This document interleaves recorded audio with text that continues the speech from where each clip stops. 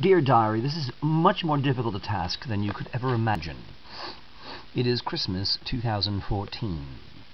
And even doing something simple like filming this, difficult. Why? Because humans exist. I'm using a Fuji camera, and do you know how smart they are at Fuji?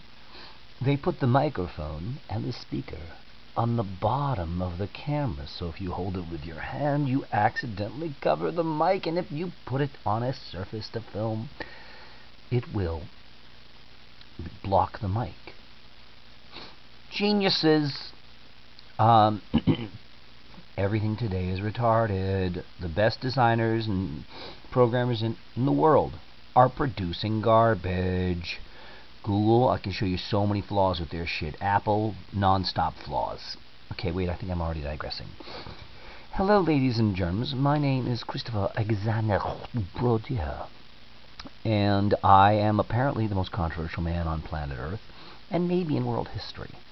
Not on my reach yet, but on per ratio basis.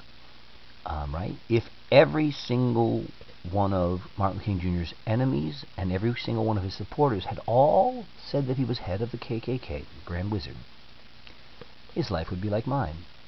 100% of people lie about me, who've dealt with me, etc. My allies all lie about me. My enemies all lie about me. But don't get me started. Let's talk today, because we only have a little bit of time. Let me give you a nutshell recap of the Trachtenberg fiasco. It would take thousands of diaries, and it'll all eventually come out, and it's going to be scary shit. But I can't even release most of the information right now. Why? Because the Trachtenbergs will have to put me back in jail using any dirty trick they can. Because if you found out what they did to me, and you saw the transcripts, and you saw the physical evidence, they would be ruined for the rest of their lives. I'm the body that keeps floating to the surface. If I just keep my mouth shut, no one will put me in jail. If I just stop whistleblowing, of course I won't go back to jail. Although it's an interesting time now, for the first time in 12 years, Midget Hitler has left the building. Bloomberg is no longer in power. So we'll see how badly they want to put me in jail now.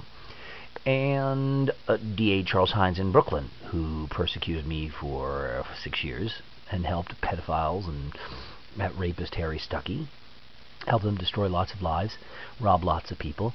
He was caught helping rob lots of people. He was caught. Everyone, New York Times on down, all reported what I had reported years earlier. As always, in every single scenario, I am vindicated in the end. When I was a teenager, I coined the phrase, I always get the last laugh, but by then it is no longer funny. And, what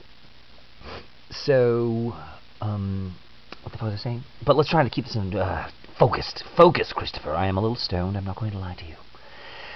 Dear Diary.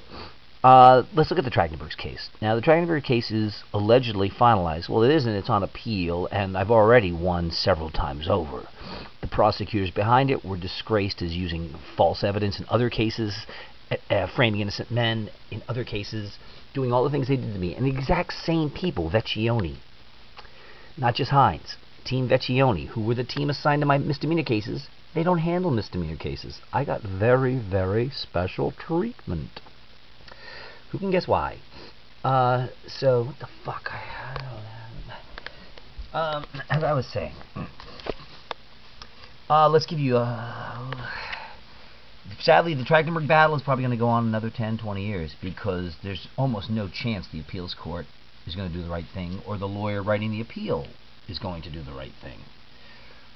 Which means that I have to keep fighting. I mean, as it stands right now, I am alleged... Oh, wait, sorry. This is important. Everything you read in the New York Times, the Daily News, etc. about me, it was all nonsense. Some of it were half-truths. Always remember that. Half-truth is the most sinister because it appears to be even more true than the pure bullshit line. Hitler loved himself some half-truths. They're more dangerous than full lies. Remember that. The half-truth. Like, for instance, when they wrote he was convicted of harassing actress model Rachel Trachtenberg. 19-year-old actress model Rachel Trachtenberg. That's what they all wrote. Now, technically, are they telling the truth? Yes. Are they also technically lying? Yes. Example. They all knew that my first conviction was thrown out unanimously on appeal. That means I was convicted by a Giuliani judge, going after Giuliani. The Giuliani judge convicts me. Already we have it's completely unlawful. It can't stand. But that's not what the appeals court cared about. They just said, there's no truth whatsoever to this conviction. There's nothing real about it. And 5 unanimous judges who did not have a conflict of interest said I was right on the law and everybody else was wrong. 2 different Giuliani judges were wrong, they said. Now, if my first conviction proved to be fake, does that cast any doubt on the second conviction? I would say yes. I would say if the government is spending so much money trying to frame this guy, maybe the government is spending tons of money trying to frame this guy. If the government has already framed this guy with a fake conviction, I wonder if they'd do it a second time. Well, even the government has told you, of course they will. The government says, for example, they said, no one commits a crime once. We know when we catch a guy for rape, he probably did it before, and he would have done it again. Exactly. When we caught Bernie Kerik, the police commissioner, and put him in federal prison for 5 years, oh, we didn't even crack the tip of the iceberg of his crimes, did we? Anyhow, let's get back to the Trachtenberg family slideshow players. Most tragic story in the history of music. You can't compare anything to it. Watch the other videos for some of the details. But what they did since I last made diaries in the last 2 years, some of the most chilling shit you can imagine. But again, so the New York Times, they all knew the conviction was fake for Rachel Trachtenberg. They knew every law was broken. Yeah, again, you had a judge appointed by my enemy. Okay, there's a problem there. You had a court. My attorney was appointed and paid for by my enemy. Okay, we have a problem there. Everything they do is illegal in America. Every single thing they do is illegal, starting from the voir dire on up.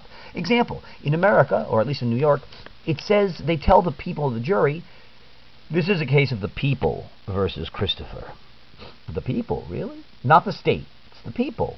Oh, you know who else said that? A guy named Adolf Hitler renamed his courts the People's Court. Here we have a case where these, pardon me, I'm scattershot and trying to do 3 other things at once.